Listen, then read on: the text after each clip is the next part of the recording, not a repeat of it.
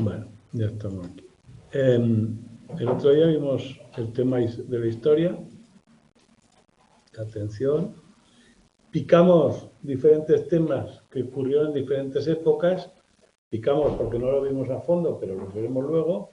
De algunos experimentos, de visiones del foco, bueno, pues en este que viene, bueno, aquí os dejo unas preguntas. El último punto no sé si lo vimos muy a fondo o no. Yo creo que sí, ¿no? Pero bueno, todo esto veis que hemos repetido, cuando hablamos en el primer tema de los términos que utilizaremos, hemos repetido algunas cosas, el espacio, el objeto. Hablamos de primo negativo y positivo, es decir, una información subconsciente que me influye en lo que veo después, en lo que entiendo después, o si la ignoro, como si la tengo que atender. Hablamos de técnicas de positrones, resonancia magnética, que nos permite ver qué está pasando en el cerebro mientras hacemos ciertas cosas, y todo tipo de aplicaciones, del 75 en adelante, ¿no? Que es ahora, y es lo que va el resto del libro. Os dejé algunas preguntas y para que miráis lo que estudiáis, y nos vamos al... ¿Todos son preguntas? Sí. No tenéis, esto no hay problema, estas son reales.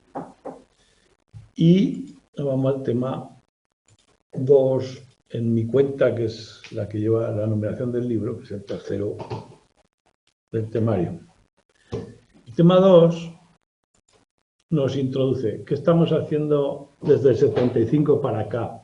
Estamos en un paradigma, o sea, un estilo de trabajo en la psicología, se llama psicología cognitiva.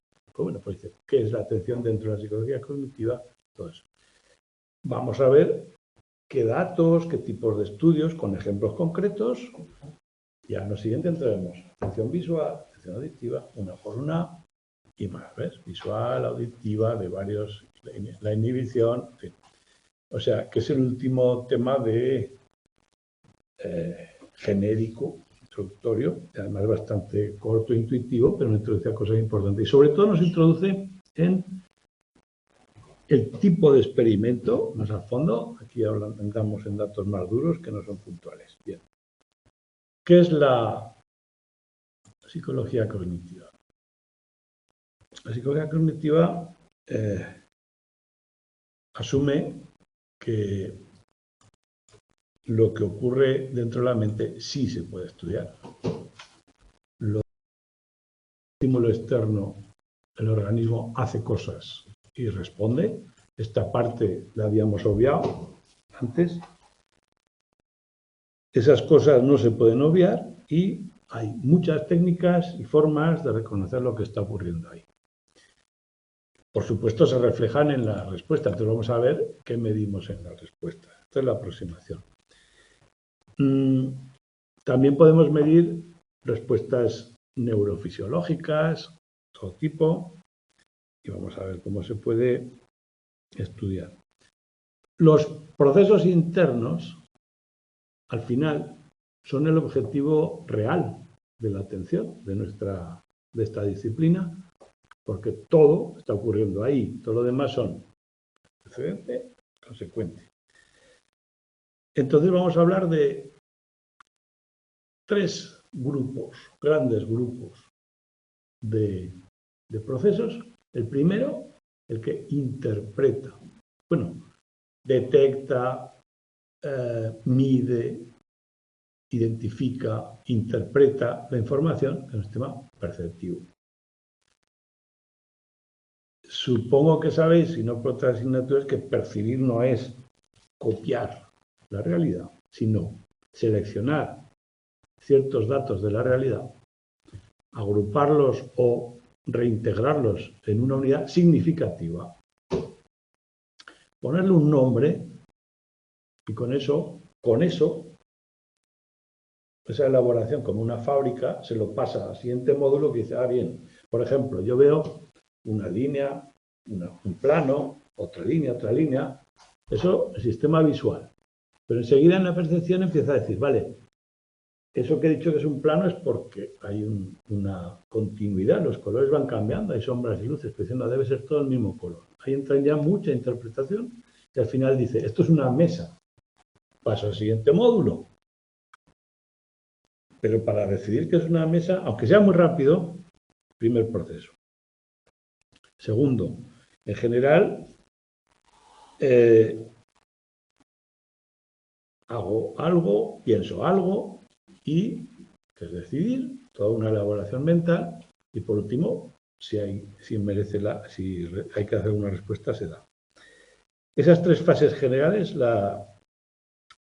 como fondo, es lo primero que vamos a tener y lo más importante es creer que son modulares, es decir,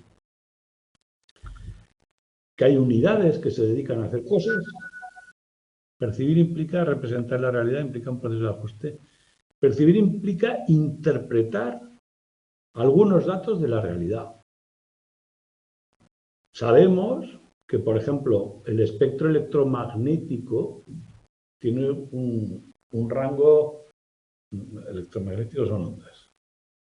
Las ondas pueden ser muy cortas o muy extensas de kilómetros. Bueno, pues nuestros ojos detectan del espectro electromagnético apenas ciertas longitudes de onda que nuestro cerebro interpreta como luz. Y nuestra mente y cultura a ciertos rangos les pone un nombre, dice esto es verde, esto es rojo, esto es azul. Los colores no existen en ninguno, ¿vale? Porque es lo mismo la luz que los infrarrojos, que los ultravioletas, que no lo vemos, pero es lo mismo, la misma naturaleza. O sea, nuestro sistema sensorial recoge datos de la realidad que nos importan a nosotros y los interpreta, pero totalmente interpretados. O sea, por ejemplo, tú no sientes la radioactividad y es potencialmente, te puede matar, pero tú no la ves, ni la oyes, ni la sientes hasta que no te ha matado. ¿Por qué? Porque tu sistema sensorial no la siente. No te duele, no pasa nada. Bien, sí pasa, pero nosotros atendemos o percibimos lo que nos importa, lo que evolutivamente nos importa, no la realidad, sino una versión de la realidad. ¿Eh? Eso, si dais percepción, lo vais a ver muy claro. Las ilusiones visuales no son, ay, qué curioso que veo esto más largo que esto, no. Precisamente eso te demuestra que tú no ves la realidad. Tú ves una interpretación de las tres dimensiones, lo más sencillo. Yo veo en tres dimensiones. Mi cámara de vídeo no, qué lástima no sea en 3D como mi cerebro. Tu cerebro no es en 3D. Tu cerebro lo interpreta. Y te pones unas gafas en el cine y lo ves en 3D. Anda, las gafas. Magia. No, las gafas hacen lo mismo que tus neuronas.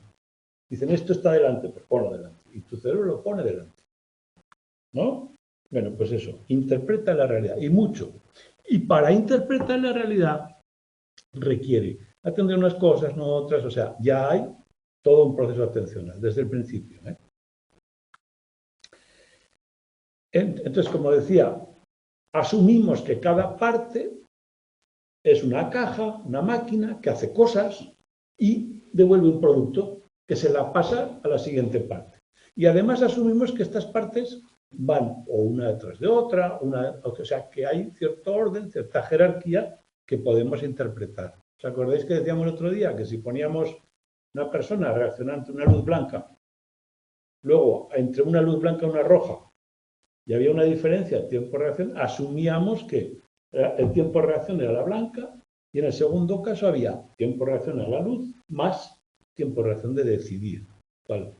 Y lo sumábamos, decíamos, oh, pues estos dos son aditivos o subtractivos y se pueden sumar y se pueden restar. Bueno, eso es una asunción que requiere la psicología cognitiva y cuando dos procesos se mezclan, pues tenemos que ver cuándo se mezclan, cómo se mezclan, todo eso. Y input, output. Módulo, input, output. Y todo esto, todo este sistema cerebral requiere un director, que diga, tú para, pon en marcha esto otro. Esa es la atención. Requiere un almacén. para economizar lo que ya sé, ya lo he visto, no lo voy a ver 2 veces, la memoria. La memoria no solo de los datos, sino también de la forma de responder a cada cosa. Podemos generar disposiciones.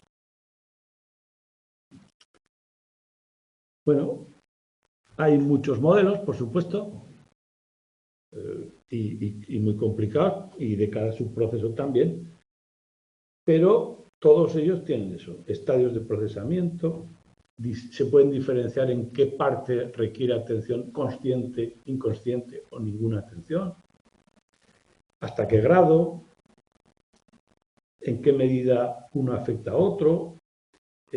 Bueno, ¿ves este dibujito? Esto se llama flujograma y eso la mayoría sí que lo admite y lo veréis así. Estadios y actividades. Bien, y esto, y lo de que pongo aquí una serie de cosas, método científico. Yo no lo veo, pero midiendo sus consecuencias, es lo mismo que un ordenador. Un ordenador no veo lo que hacen los chips y los circuitos, pero sí puedo deducir qué programa está funcionando en base al resultado.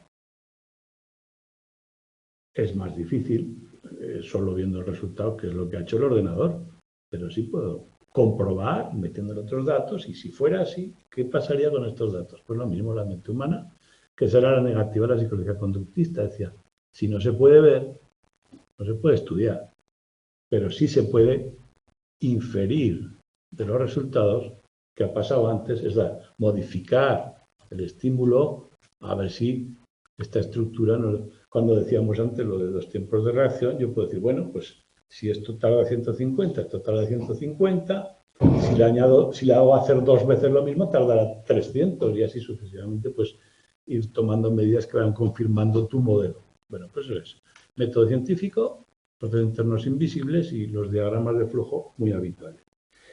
¿Y qué es todo esto? Aquí hemos dicho procesamiento de la información. Claro, nosotros, los seres vivos, reaccionamos ante el estímulo. El estímulo, el ambiente, sacamos datos, información, y reaccionamos ante la información. Somos procesadores de información. Hola, gracias por ver este video. Si te ha resultado útil, por favor apoya el canal con un like, tu suscripción y un comentario. Para ver otras formas de apoyar, echa un vistazo a la descripción del video. Gracias. Nos llega un dato y damos una respuesta en función de esa interpretación de la información. Entonces vamos a ver, o vamos a repasar, qué es la información y qué es la transmisión de información. Nosotros, en nuestro flujo interno también. Hemos dicho que el receptor de la retina ve líneas, luces, sombras, píxeles, las neuronas de las células de la retina, los conos, los bastones, ven píxeles. La neurona interpreta un trozo y le transmite al cerebro. El cerebro, si ve que se ha iluminado todo esto, dice, esto es una línea. ¿Visteis la Gestalt, no? La Gestalt, cuando veis unos puntos así, esto es una línea. La retina ve los puntos. Más atrás dice, esto es una línea. O sea, también dentro de nosotros hay procesadores de información que van interpretando información. Este proceso ocurre linealmente todo el tiempo.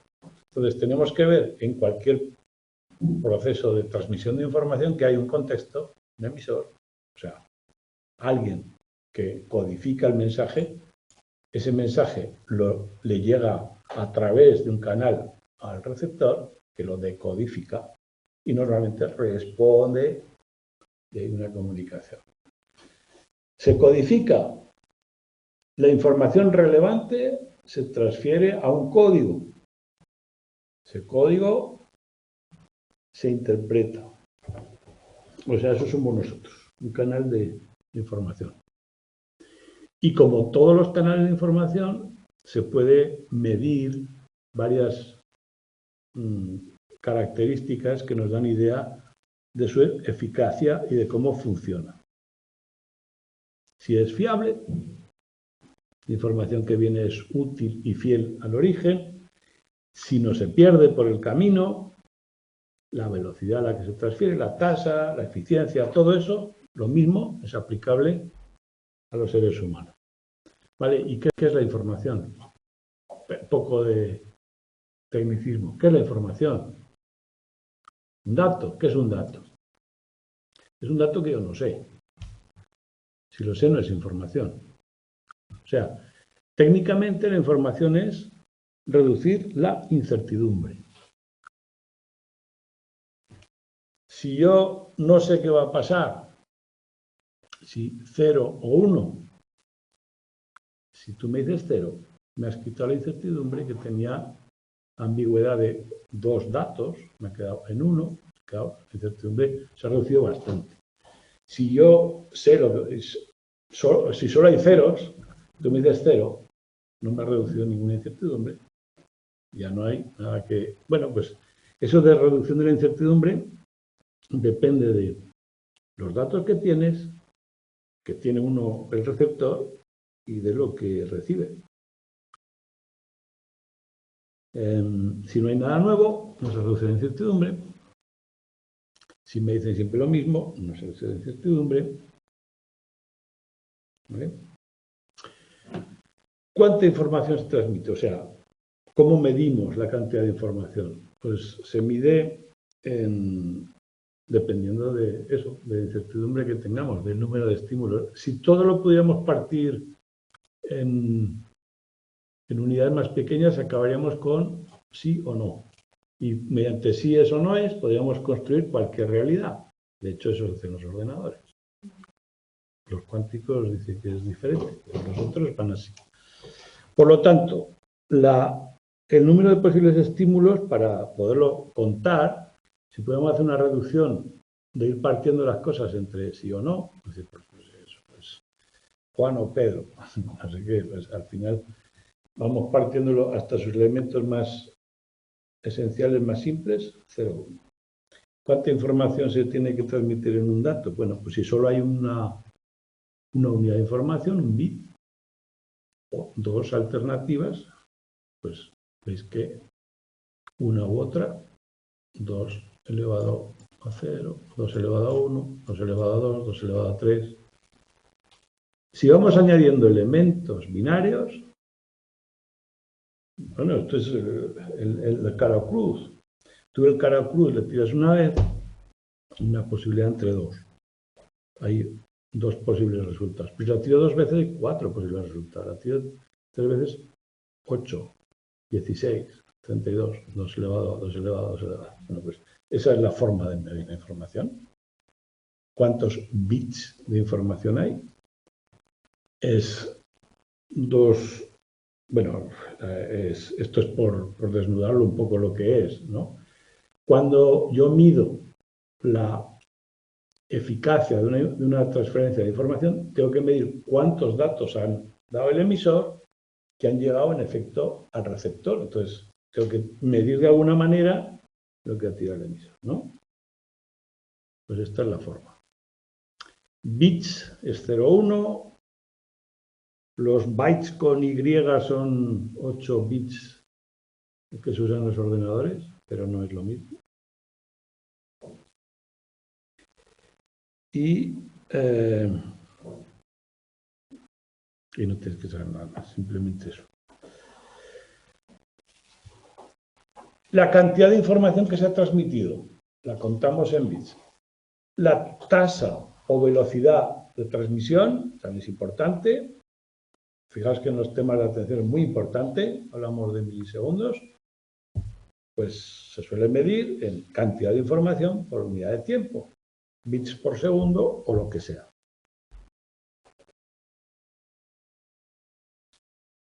¿Cuánta se pierde por el camino? Tasa de transferencia.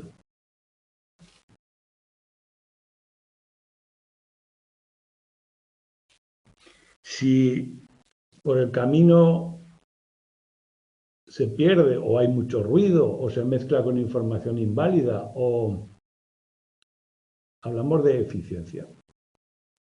Eficiencia en la transferencia, eficacia, eficiencia. Creo que no es lo mismo, pero muy parecido. Eficacia y eficiencia.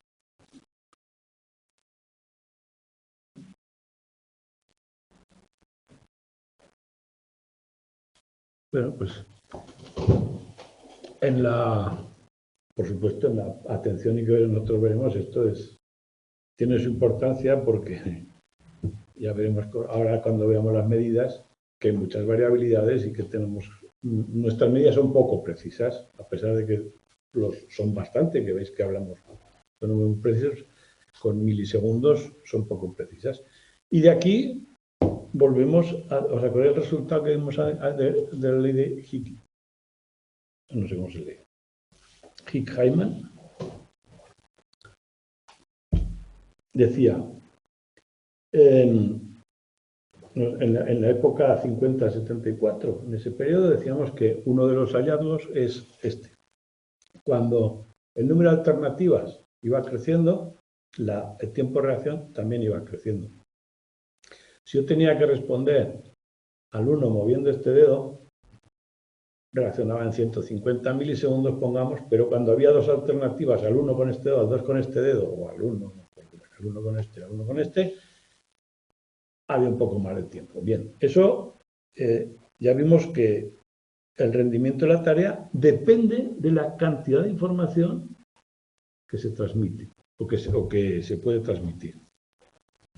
Es decir, el tiempo de reacción depende de la cantidad de información que se transmite.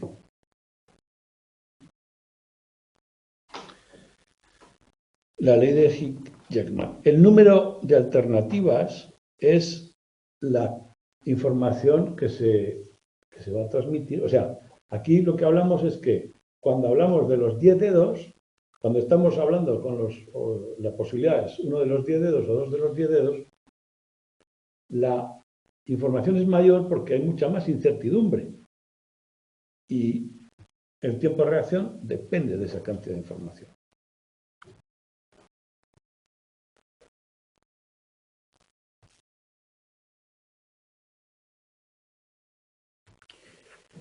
Y cuando en la ley Hick-Jackman, aquí hay algo nuevo que no vimos, cuando la tarea es arbitraria, es decir, cuando la relación entre la tarea que tengo que hacer, mover el dedo, por ejemplo, mover este dedo cuando me digan 1, totalmente arbitrario, aunque podrías pensar que los tengo numerados, yo no los tengo numerados, es arbitrario, es mucho más difícil que cuando hay una memoria ya, por ejemplo, decir verde ante el color verde. ¿Os acordáis de la tarea Stroop?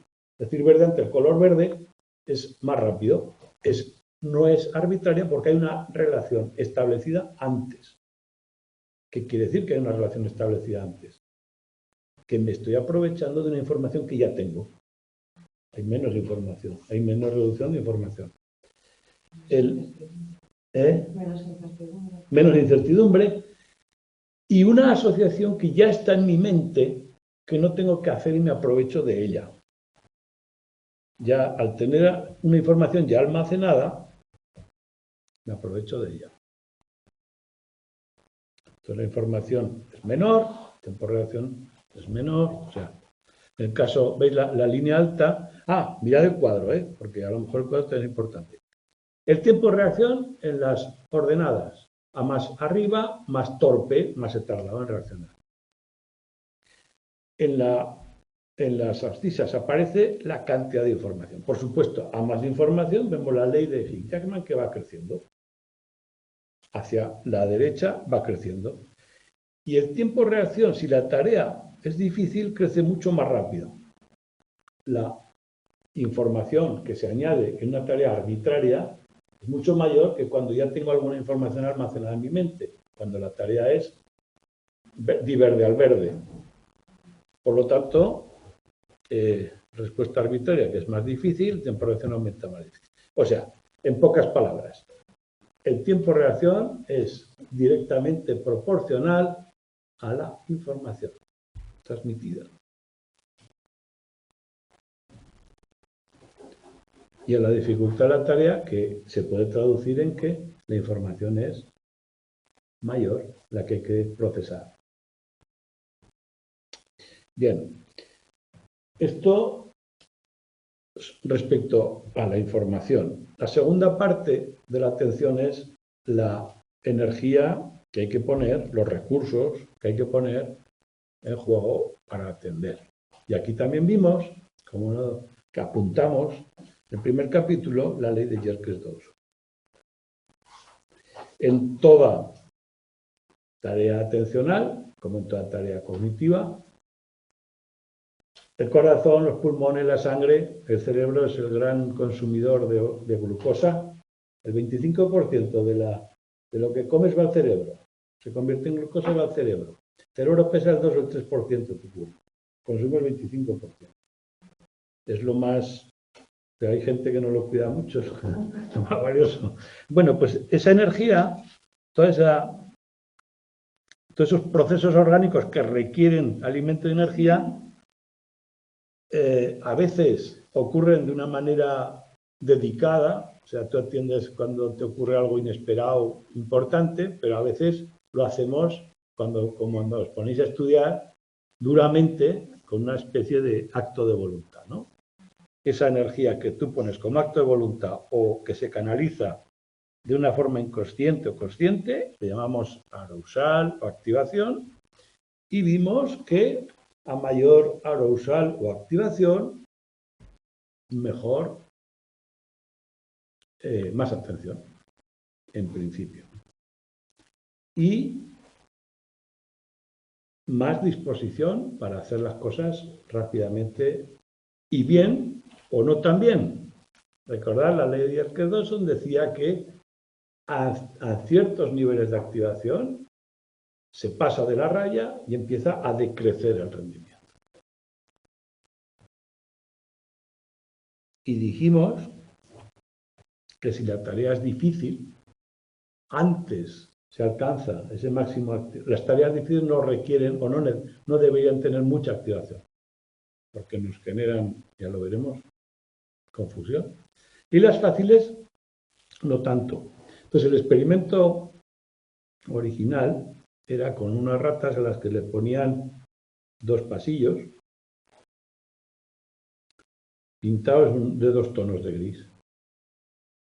Si pasaban por el oscuro o por uno de ellos, le daban una pequeña descarga. Si pasaban por el otro, no. Pues les daban. Pequeña descarga o gran descarga. O sea, la iluminación o el color de cada corredor y la intensidad de descarga fueron las variables que se manipularon. La tarea, obviamente, es distinguir entre los 2 tonos. Cuando los 2 tonos eran muy fáciles de distinguir o cuando eran más difíciles de distinguir y cuando la carga era más leve o más fuerte. Suponemos que la dificultad de la tarea la manipulamos con el tono y el arousal o la activación con la descarga. El miedo a la descarga, a más alta más. Y el resultado de las ratas es este gráfico de aquí.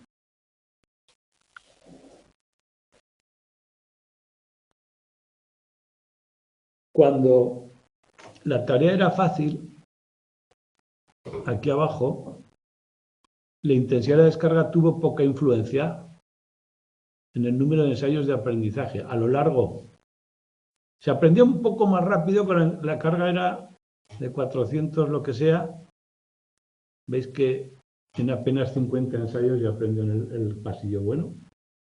50 ensayos, unos cuantos, la tarea fácil, es decir, blanco-negro. La tarea de dificultad intermedia, y vas cambiando el contraste, ¿qué ocurre? Que con una intensidad de descarga muy baja, requería muchos ensayos. Entonces, aumentando la intensidad de descarga, aumentamos la activación. Animal, si le hace cosquillas, le da igual. Pues cuando le daba un poco, pues aprendía más rápido y en 100 ensayos aprendía.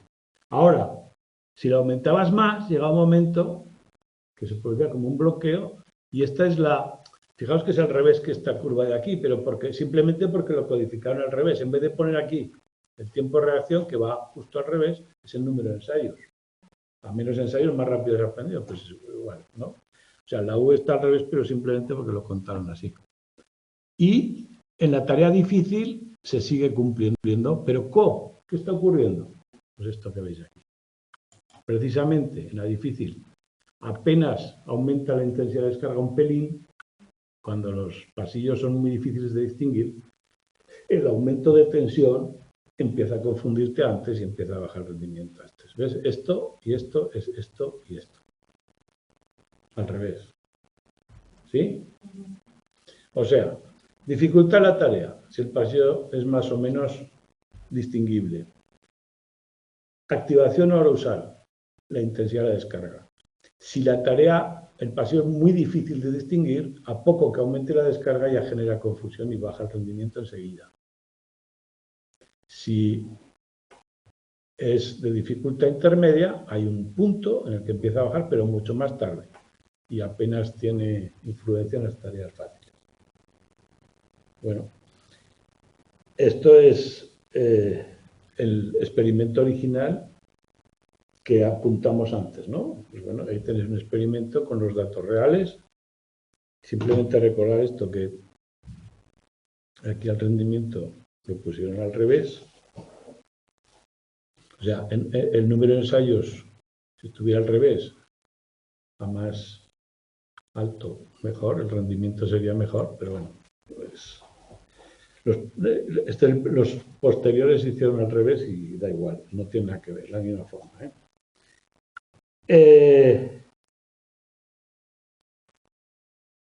¿Por qué? ¿Por qué ocurre esto? Tesis.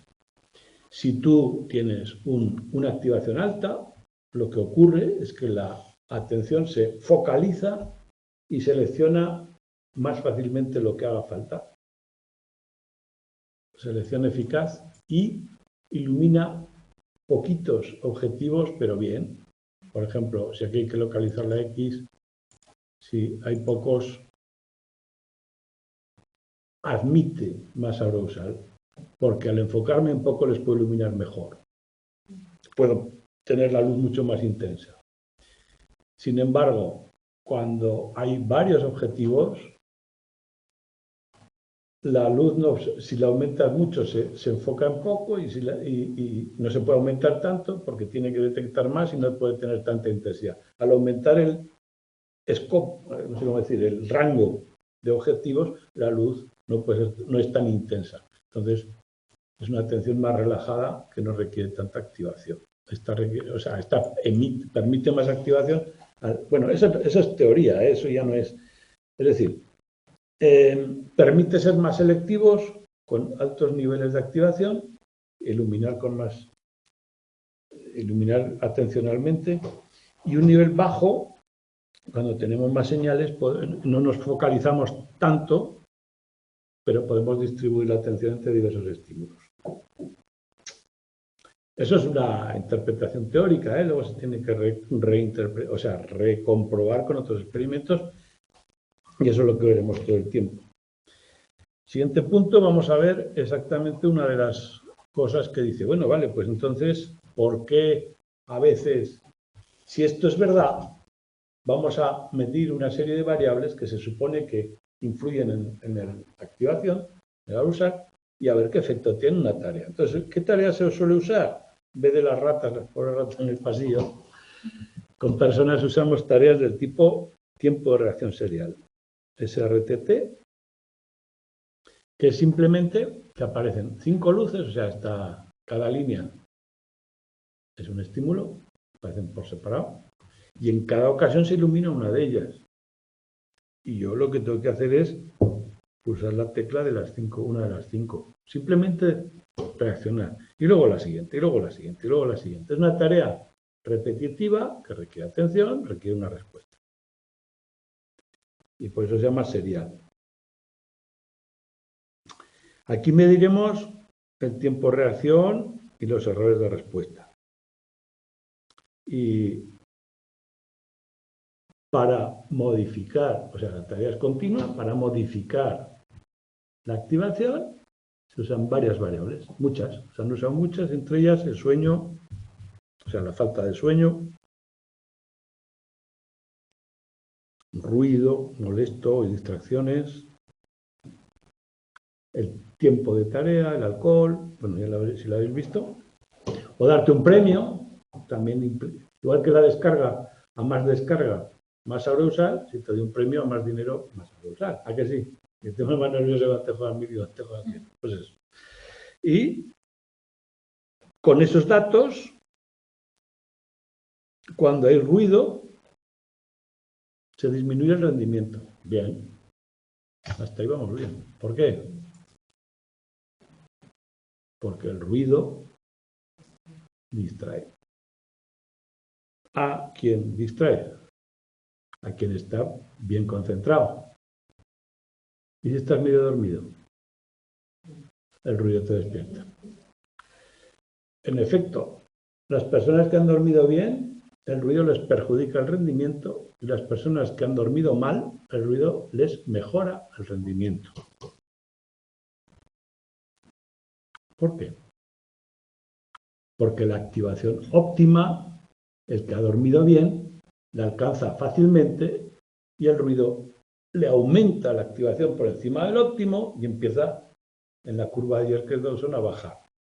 Mientras que el que ha dormido mal está por debajo de la activación óptima, el ruido se le aumenta todavía en el rango de mejora de la curva y lo contrario. Y ya con eso explicamos todos los demás resultados.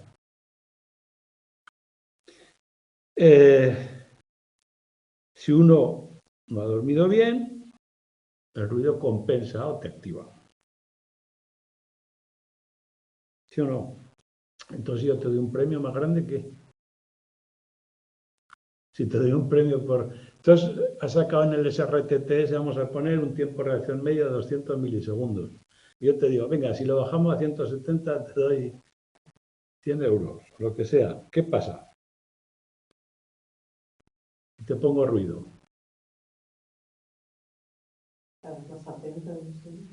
¿Te fastidio del todo? Imagínate. Vamos a poner que el ruido te activa hasta aquí. Esta es la curva, ¿vale? Que el ruido te activa hasta aquí. Esto es el rendimiento. Hasta aquí te activa el ruido, ¿vale? Y yo digo, mira, te doy 100 euros el próximo mes. Los 100 euros te activan hasta aquí. Has bajado. La tensión, eso ocurre. Ofreciendo incentivos al sujeto, contribuye a incrementar efectos perjudiciales del ruido. ¿Por qué? Porque ya el ruido resulta excesivo, ofrecer incentivos lo empeora más. En el momento que el ruido ya te haya activado por aquí, todo lo demás que te activen, claro, una situación, fijaos que muchas situaciones de, yo qué sé, deportivas o de pruebas, exámenes y cosas por el estilo, el exceso de nerviosismo te perjudica. Bueno, pues eso. A más importancia le des a esa situación, más sabrosal y peor para ti. El tiempo. A más tiempo lleves haciendo algo, probablemente te canses y probablemente te baje el arousal. Por cansancio puro, por fisiología, por lo que hablamos de que hay que poner recursos, llega un momento que no funcionas con todos los recursos, pues no puedes. ¿Qué ocurre si te empiezo a poner ruido entonces? Te despierto. Y por un momento, o durante un rato, o al revés. ¿Qué está pasando? Pues bueno, lo que ocurre, el dato, es que ocurre que al principio, con ruido y en un periodo del tiempo, haciendo la SRTT mucho tiempo, al principio voy bien y luego voy bajando el rendimiento. Si es el mismo ruido, está bajando mi arousal, ¿qué pasa aquí? Bueno, pues aquí, como los datos no son tan claros, dependiendo de los ensayos, cuánto tiempo estás, cuánto tiempo no estás, no son tan claros, se encuentran datos variables. O sea, fijaos que si pasara más tiempo el ruido me tendría que despertar un poquito y debería rendir más. Pues no, ocurre que baja el rendimiento. Entonces Broadbent dijo, es que igual hay dos tipos de Arousal. Uno, inferior, que es el automático, esa activación automática que ocurre cuando tienes que hacer algo, tu cuerpo, tu mente se ponen en marcha, y la otra es la que pones tú con un esfuerzo consciente, la superior. Cuando estás haciendo una tarea, como el SRTT, y hay ruido de fondo, al principio tu mente dice, wow, esto hay que hacerlo bien. Y el arousal superior toma el mando de alguna manera y trata de dirigir al inferior diciendo, actívate o contrarresta el ruido de alguna forma, contrarresta el efecto perjudicial del ruido activándolo. Pero ese arousal superior requiere un esfuerzo y con el tiempo es el que pierde efectividad y le impide controlar al inferior. Esa es la teoría de Broadbent, que hay dos tipos de arousales. O sea, en definitiva, el cortical, por ejemplo, sería el ruido, la falta de sueño, afectarían al arousal inferior. Al superior le afectaría más el tiempo, falta de concentración, el esfuerzo. Entonces, en resumen, la variable tiempo no da resultados tan claros, porque se supone que si al pasar el tiempo el ruido debería activarnos y debería aumentar el rendimiento. En realidad disminuye o resultados son muy variables. Entonces se propone que haya un arousal más automático, cortical o, digamos, nervioso, del sistema nervioso, y otro consciente, esfuerzo estratégico dedicado a la tarea, que contrarresta el problema del ruido al principio y luego va perdiendo eficacia y no lo puede contrarrestar. Bueno, y en otro experimento, también que tiene que ver, van probando variables diferentes que pueden afectar a la impulsividad. Por ejemplo, cafeína, o gente que es nerviosa de por sí, los que tienen trastorno de déficit de atención. Bueno, la parte importante de aquí. Uno de los experimentos selecciona personas con alto o bajo nivel de impulsividad personal, natural. Y aquí hay una pequeña contradicción que debéis recordar, y es que las personas con alta impulsividad lo que tienen es poco control, o sea, poca activación, igual que decíamos antes, el arousal superior de Broadbent, que es el que dice, ojo, mira aquí, controla esto. Los niños que tienen trastorno de atención, lo que tienen es una falta de actividad cognitiva, de control e inhibición. Y se compensa con medicación estimulante. A los que tienen trastorno de déficit de atención se les suelen dar estimulantes para que puedan inhibir la atención dispersa. Es decir, el flujo de estímulos que nos llegan no son capaces de seleccionar y discriminar y cualquier cosa que ocurre se les lleva la atención, ¿no? Bueno, pues eso requiere un esfuerzo. Entonces, el efecto aquí es exactamente así. Las personas con alta impulsividad se veían, si tomaban café, les activaba y se concentraban mejor, mientras que las personas con baja impulsividad, el exceso de cafeína les perjudicaba el rendimiento. Bueno, la cafeína se comparaba con placebo, Eso acordaos también porque la gente cuando toma algo se cree que le va a funcionar y funciona. Sí, es... Soy capaz. Sí, ¿no? Todo... capaz de empezar el día sin café. Bueno, por ejemplo, pero a lo mejor te dan descafeína y tú te crees que es del otro y no lo sabes, a lo mejor va bien. ¿Por qué? Porque el efecto placebo es muy poderoso, Por eso en cualquier ensayo clínico hay que incluir el grupo placebo siempre. Y además, ciego o doble ciego, que ni el experimentador ni el experimentado tiene que saber qué está tomando. Bien, aquí veis este tipo de experimentos, ¿veis? Nuestra teoría. el nivel de Arousal. Tarea tipo y variables a prueba. Resultados, interpretación, va de acuerdo. Cuando no va de acuerdo, modificaciones de la teoría.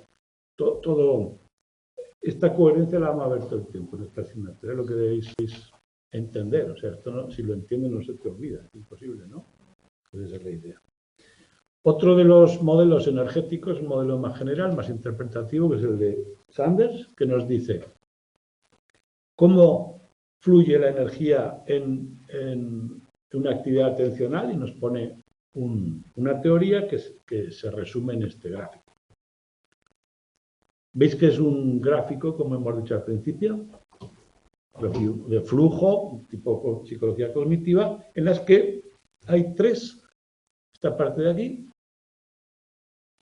es la energía.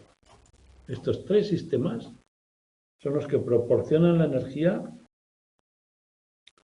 a la actividad atencional. Y por encima de los tres y de todo el proceso hay una unidad evaluadora que es la que propiamente atencional, la que distribuye los esfuerzos. Bueno, el arousal como una especie de activación automática, cuasi automática o cortical y sistema nervioso, viene tanto de abajo arriba, es decir, de la estimulación que recibimos, lo que está pasando, como de la orden de esto es importante desde el esfuerzo. Contribuye. Ambos llevan a la activación tanto de la predisposición de respuesta como a los mecanismos de respuesta para ajustar lo que haga falta y responder. Y todo el proceso cognitivo que ya hemos visto antes se ve influenciado o se ve activado por eso. O sea, es un modelo que dentro del flujograma de la acción, cualquier acción mental nos incluye el esfuerzo, la arousal. Bueno, pues si tenía un poco el dibujo de los tres tipos de arousal, ya está. ¿Qué medidas tomamos? Pues, ¿os acordáis que EOR hemos dicho qué era la información, cómo la procesamos, la energía? Ahora, ¿qué medidas solemos tomar? Primera, conductuales. O sea, cosas que hace la gente, solemos medir tiempo de reacción, tasas de... Se pueden medir muchas cosas, ¿eh? Pero el tiempo de reacción y los errores es lo más habitual. Podríamos medir, yo qué sé, las ganas que pones de diversas maneras, la fuerza que haces, las veces que lo intentas, muchas de ellas, ¿eh? Pero bueno, las más claras, y aún así ya veremos que tienen sus problemas, son estas. Para que el tiempo de reacción sea significativo y para la tasa de respuesta sean significativas, pues tenemos que tener unas medidas que tengan una variabilidad y todo eso justas. Cuando el acierto, como por ejemplo en la tabla serial esa que se aprieta el botón, no es muy difícil, no es la parte importante, respuestas de sí o no, donde el error es muy difícil, el tiempo de reacción es la única variable dependiente que se suele usar. A ver, fijaos que como hablamos de cientos de milésimas, a veces el apretar el botón no es lo mismo medirlo al principio que al final. Cuando yo lo he apretado y ha aparecido la señal de que lo he apretado, han pasado otros 100 milisegundos a lo mejor, ¿no? Bueno, pues con esas pequeñas variaciones el tiempo de reacción. Y el tiempo de reacción suponemos que es... vamos a mirar este cuadrilátero, aunque hemos visto otro. El tiempo de reacción es desde aquí hasta aquí. Esos 100 milisegundos abarcan todo esto.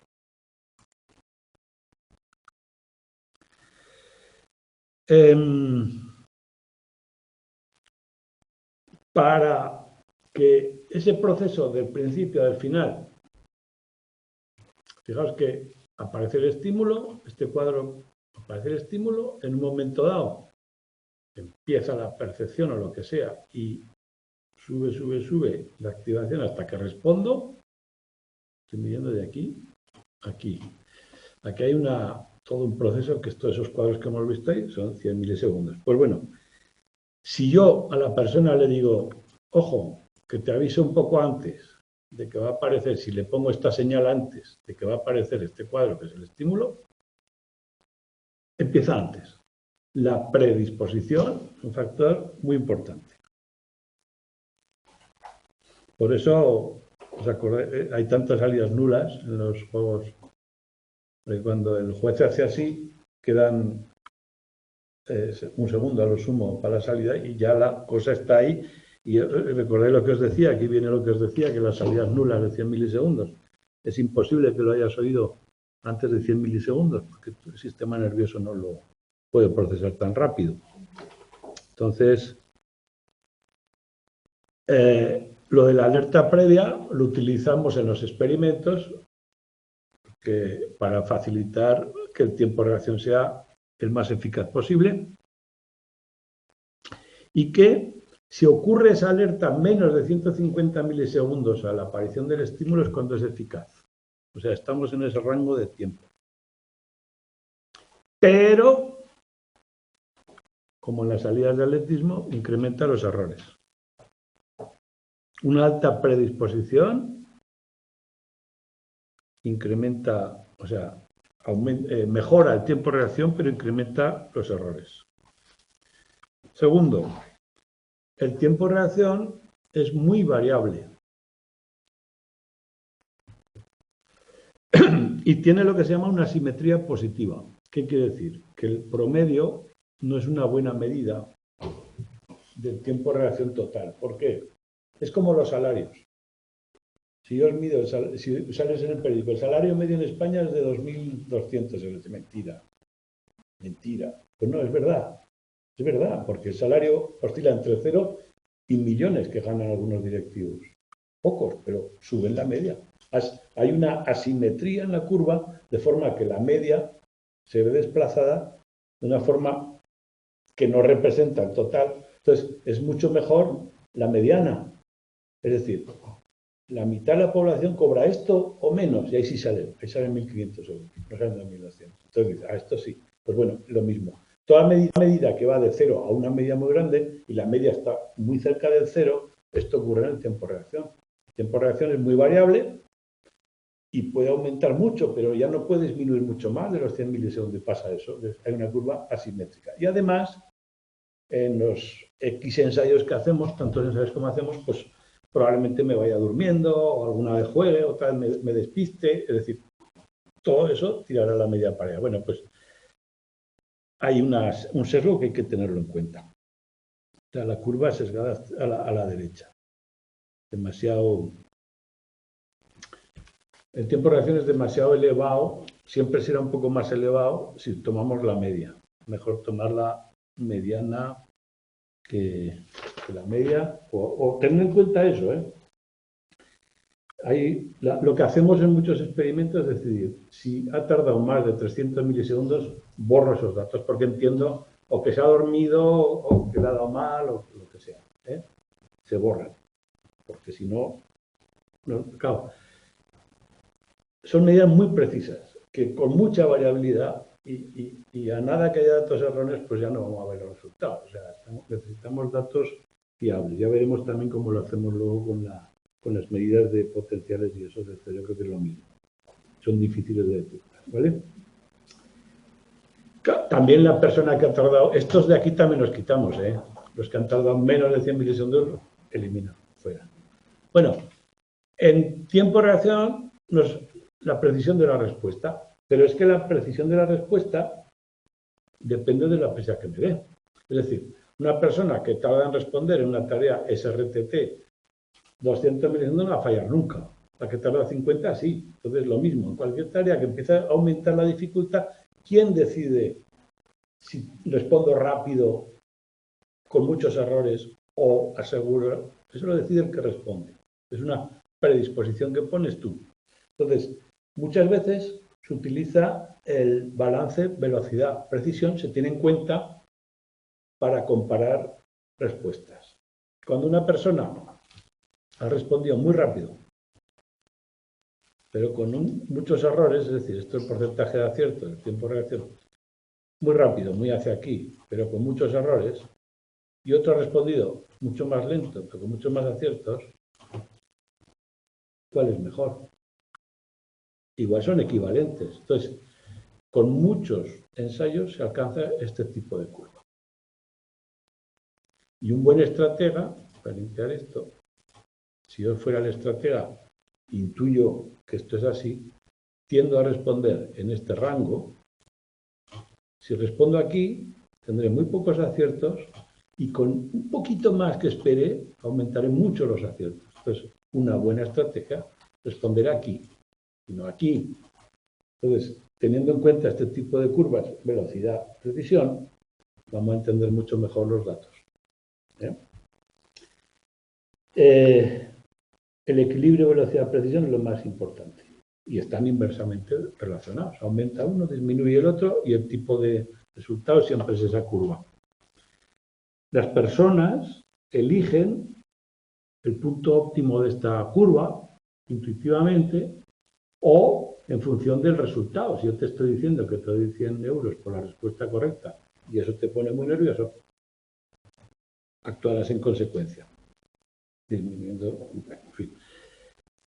Si te cuestan más si te pongo una multa, no es por cada fallo, te pongo un premio por cada acierto, es muy diferente. Te incentivo a responder rápido, te pongo acierto, pues eso es. Esa estrategia es, no sabemos si el resultado final es culpa nuestra, es decir, si nuestra manipulación experimental que te he puesto ha resultado o ha sido un cambio estratégico de la persona. Bien. Medidas fisiológicas. Estas son conductuales, perdón. Otras conductuales ya hemos dicho que puede haber otras como la precisión. Las potenciales RP y todo esto. Aquí, si os acordáis de las iniciales de cada cosa, qué tipo de energía usan. Por lo tanto, si nos dan una buena estimación del tiempo en el que ha ocurrido, o sea, normalmente las medidas neurológicas le damos un estímulo y toma una medida neurológica. A veces la medida es muy precisa en el tiempo y otras veces es muy precisa en el espacio, es decir, qué parte del cerebro está trabajando. Bueno, pues esas son las variables clave. Conocer las medidas que hay, cómo funcionan y si son precisas espacio o tiempo, es decir, ¿para qué sirven? Bueno, pues las que hay son electroencefalograma, la más típica, que son todos esos electrodos en la cabeza. Y cuando tomo el promedio de muchos electroencefalogramas en diversas zonas, se le llama potenciales evocados, porque en general el ERP, que son Event Related Potential, son un estímulo, o sea, evento, y los potenciales electroencefalogramas que provoca ese evento o ese estímulo. Y veis que, si veis el dibujito de la cabeza, tenemos el área del cerebro frontal, central, parietal y occipital, con sus respectivas iniciales. En un lado están, depende de la distancia del centro, los números pares, en otro lado, depende de la distancia del centro, los números impares, y con eso se codifica todo ello. Y luego el gráfico habitual que obtenemos es este, en el que en el tiempo se producen descargas electroencefalograma, la actividad eléctrica del cerebro, positivas o negativas en el tiempo, desde que presentamos el estímulo, lo que sea, con diferentes medidas positivas o negativas. P positiva, N negativa, y el número es el número de orden. Es decir, las picos y el número de orden de cada pico. Entonces, presentamos un estímulo, ¿qué ocurre? Y luego interpretaremos, y eso lo veremos el próximo día ya, qué significa o qué está ocurriendo en cada uno de esos picos. Y eso es lo que hay que recordar. Y con eso acabaremos el tema, ¿vale? Pues hasta el jueves que viene.